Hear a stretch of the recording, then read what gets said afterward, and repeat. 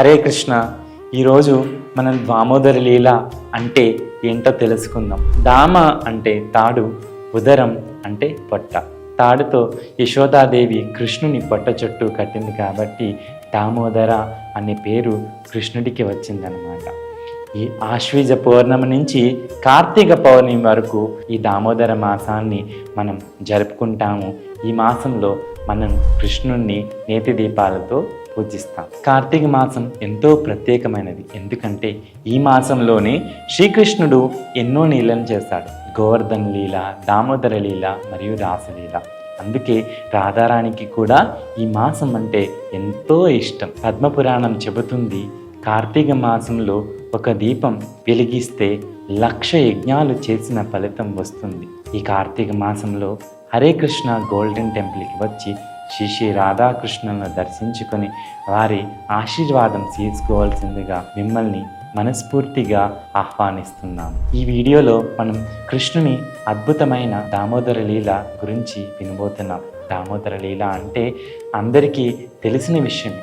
అయితే ఈ దామోదర లీల ద్వారా భగవంతుడు మనకు ఏం చెప్పాలనుకున్నాడు ఎప్పుడైనా ఆలోచించారా? భగవంతుడు ఓ సాధారణ గోప స్త్రీ అయిన యశోదాదేవికి కట్టుబడిపోయిన అత్యద్భుతమైన లీల ఈ లీల. విన్నవారి హృదయం జీవిత బంధాల నుండి విముక్తి పొంది పవిత్రమవుతుంది. ఒకరోజు యశోదాదేవి ఇంటిలోని సేవకులందరూ వేరే పనుల్లో ఉన్నారని స్వయంగా యశోదమ్మే పెరుగును చిలకటం మొదలుపెట్టింది. ఆమె అలా చిలుకుతూ ఉండగా కృష్ణుని చేష్టలను జ్ఞాపకం తెచ్చుకుని ఆ చేష్టలనే పాటలుగా పాడుకుంటూ ఆనందించసాగింది. కాషాయ పసుపు రంగు ధోతిని ధరించి నడుము చుట్టూ అడ్డబట్ట కట్టుకుని యశోదమ్మ పెనను చిలుకుతుండగా యశోదాదేవి తీవ్రమైన ప్రేమలో మునిగిపోయి కవ్వం తాడును లాగుతూ ఉండగా ఆమె కంకణాలు అంటే ఆమె గాజులు, చెవి దుద్దులు కదిలి మారుమోగుతున్నాయి. ఆమె ఆభరణాలు కృష్ణుని కీర్తనకు మృదంగం మరియు కరతాళల పాటను మరింత మనోహరంగా మార్చాయి. కృష్ణునిపై ఉన్న అమ్మ ప్రేమతో యశోదాదేవి హృదయం పాలతో తడిసిపోయింది. ఆమె ముఖం చెమటతో నిండిపోయింది. తలలో పెట్టుకున్న మల్లెపూలు జారి పడుతున్నాయి. అయినా కానీ ఆమె కన్నయ్య మాయలో పడి కష్టం మరిచిపోయి ఆనందించసాగింది. అందుకే ఇక్కడ మనం గుర్తుంచుకోవాల్సింది ఏమిటంటే యశోదాదేవిలాగా కృష్ణుని మాయలో పడతాము. ఇక భౌతికపరమైన ఆ బాధలు మనస్సును తాకలేవు. అమ్మ వెన్న చిలుకుతున్నప్పుడు బాలకృష్ణుడు తల్లి పాలను తాగాలని వచ్చాడు. తన తల్లికి ఆనందాన్ని మరింత పెరగాలని అనుకున్న కృష్ణుడు అమ్మ ఊహల్లో కాకుండా నిజంగా ఆనందం అనుభవించాలని నన్ను చూడు అమ్మ అని కవ్వాన్ని పట్టుకుని ఆమెను ఆపేశాడు. అప్పుడు యశోదాదేవి మరింత మురిసిపోయింది. నా కొడుకు తిరుగుతున్న కవ్వాన్ని ఆపగలిగాడు అంటే చాలా బలంగా ఉన్నాడు. కవ్వాన్ని ఆపితేనే చిలకటం ఆపుతాను అని తెలిసిందంటే నా కొడుకు చాలా తెలివైన వాడని ఆమె అనుకుంది. కానీ నా కొడుకు ఆ దేవాది దేవుడు అని ఆమె అనుకోలేదు. ఆ తర్వాత యశోదమ్మ కృష్ణుణ్ణి ఒడిలో కూర్చోబెట్టుకుని ఎంతో ప్రేమతో అతని ముఖాన్ని చూస్తూ తల నిమురుతూ పాలని ఇస్తుంది. పక్కనే పొయ్యిపై ఉన్న పాలకుండలోని పాలు పొంగటం వల్ల యశోదామాత కృష్ణుని బజ్జ పూర్తిగా నిండకముందే కృష్ణుణ్ణి పక్కకు పెట్టి పాలకుండను పొయ్యి మీద దించటానికి పరిగెత్తింది. దీనితో కోపంగా ఎర్రటి పెదవులను కొరుక్కుంటూ కన్నీళ్లను కారుస్తూ కృష్ణుడు ఒక రాయితో పెరుగు కుండను పగలగొట్టాడు. తరువాత లోపలికి వెళ్ళి కొద్దిగా వెన్నను దొంగిలించి తినసాగాడు. యశోదమ్మ పొయ్యిపై ఉన్న పాలను దించి తిరిగి వచ్చి చూసింది. అక్కడ కృష్ణుడి కనపడలేదు. పెరుగుకుండ కూడా పగిలిపోయింది. ఇది కృష్ణుడి చేష్టి అని ఆమె అర్థం చేసుకుంది. ఇక కృష్ణుని కోసం ఇల్లంతా వెతకసాగింది. ఆ తరువాత కృష్ణుడు ఒక చెక్కరోలి మీద కూర్చుని పెరుగును వెన్నను కోతులకి పంచుతాడు. దొంగతనం చేశానని తెలిసి అమ్మ ఎక్కడ వస్తుందో అన్న భయంతో అన్ని వైపులా చూస్తున్నాడు. యశోదమ్మ దాన్ని గమనించి జాగ్రత్తగా వెనక నుండి వెళ్ళి కృష్ణుణ్ణి పట్టుకోబోయింది. అంతే చేతిలో కర్రతో వస్తున్న యశోదమ్మను చూసి కృష్ణుడు వెంటనే కిందకు దిగి పారిపోవటం ప్రారంభించాడు. యోగులు మునులు కఠోర తపస్సు చేసినా కూడా పొందలేని ఆ పరమాత్ముడు, ఆ దేవాది దేవుడు అయినటువంటి శ్రీకృష్ణుణ్ణి తన కుమారుడిగా భావించి యశోదమ్మ మాత్రం వెంటపడింది. యశోదమ్మ కృష్ణునితో సమాన వేగంగా పరుగెత్తలేకపోయింది. ఆమె పరిగెడుతున్నప్పుడు ఆమె జుట్టు చెదిరిపోయింది, తలలోని పువ్వులు కింద పడిపోయాయి. అయినా పరిగెత్తుతూ ఆమె కృష్ణుణ్ణి పట్టుకుంది. కృష్ణుడు కేవలం యశోదమ్మ భక్తికి ప్రేమకు మాత్రమే బందీ అవుతాడు, అంతే కదా. పట్టుబడిన కృష్ణుడు అమ్మ చేతిలో కర్రను చూసి దొంగ భయం నటిస్తూ తన తప్పును ఒప్పుకున్నాడు. పాపం ఆ దొంగ కన్నీళ్లు చెంపల మీద జారాయి. కళ్ళను రుద్దుకుంటూ ముఖమంతా నల్లగా మసక బారిపోయింది. యశోదమ్మ కూడా ఆ చిన్న తండ్రి ముద్దు ముఖం చూసి తల్లి మనసు కరిగిపోయింది.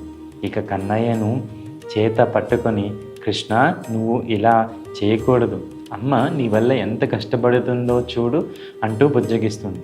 యశోదమ్మ ఎల్లప్పుడూ అమ్మ ప్రేమలో మునిగిపోయేది. కృష్ణుడు ఎవరు, ఎంత శక్తివంతుడు అన్నది ఆమెకి తెలియదు. తన కుమారుడు భయంతో వణికిపోతుంటే కర్రను పారేసి ఇక తిరిగి చిలిపి పనులు చేయకుండా ఉండాలంటే ఆ పిల్లవాడిని కట్టేయాలనుకుంది. చూడండి ఈ లీల. ఆయన సర్వాంతర్యామి, కాలానికి అతీతుడు. ఆయనకు భూత భవిష్యత్ వర్తమానం అనే భేదం లేదు. ఆయనే సమస్తానికి తండ్రి, కారణం మరియు ఫలితం.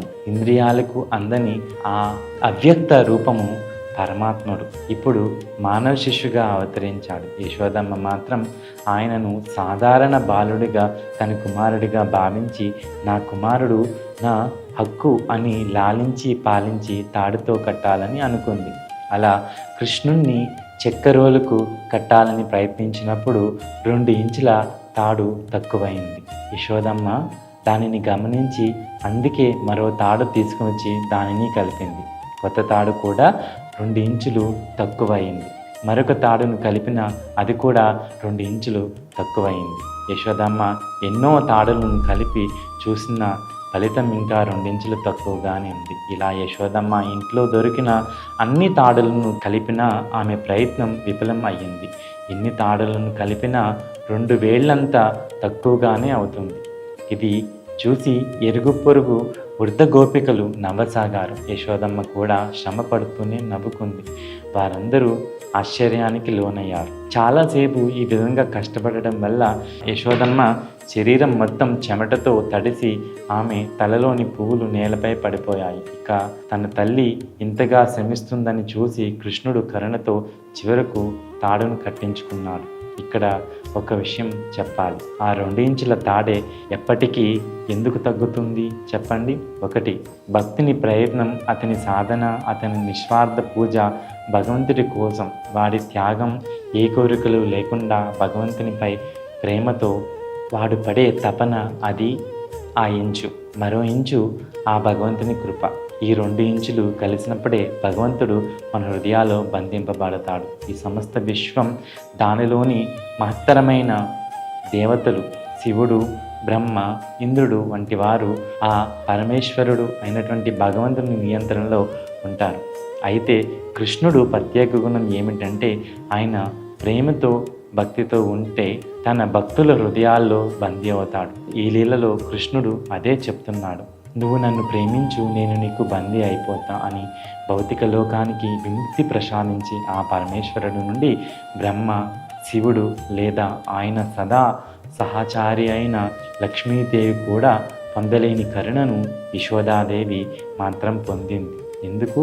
ఆయన పట్ల ఆవిడకున్న బాధ్యత, ప్రేమ అటువంటిది. దేవాది దేవుడైనటువంటి శ్రీకృష్ణుడు యశోద కుమారుడు. కృష్ణుడు సహజమైన ప్రేమ భక్తితో సేవ చేసే భక్తులకు సులభంగా అందుతాడు. కానీ తెలివిగా కారణాలు వెతుకుతూ వాదించే వారికి, శరీరమే ఆత్మ అని భావించే వారికి భగవంతుడు సులభంగా అందుబాటులో ఉండడు. ధామ అంటే తాడు, ఉదరం అంటే పొట్ట. పొట్టకు తాడుతో కట్టి బందీ అయిన ఆయనను దామోదర అన్న పేరు వచ్చింది. ఇక ఆ తర్వాత యశోదమ్మ కృష్ణుడిని రోలికి కట్టి పనుల్లో నిమగ్నమైంది. కృష్ణుడు కాళ్ళతో రోలును లాగుతూ వెళ్ళి యమలార్జున వృక్షాలను చీల్చటం వల్ల కుబేరుని కుమారులైనటువంటి నలకువారుడు మణిగ్రీవుడు ఆ చెట్ల నుండి బయటకు వచ్చి తమ పూర్వజన్మ శాపం నుండి విముక్తి పొందారు. చివరకు అక్కడకు వచ్చిన నందమహారాజు కృష్ణుణ్ణి దగ్గరకు తీసుకుని ప్రేమతో ఆలింగనం చేసుకున్నాడు. హరే కృష్ణ.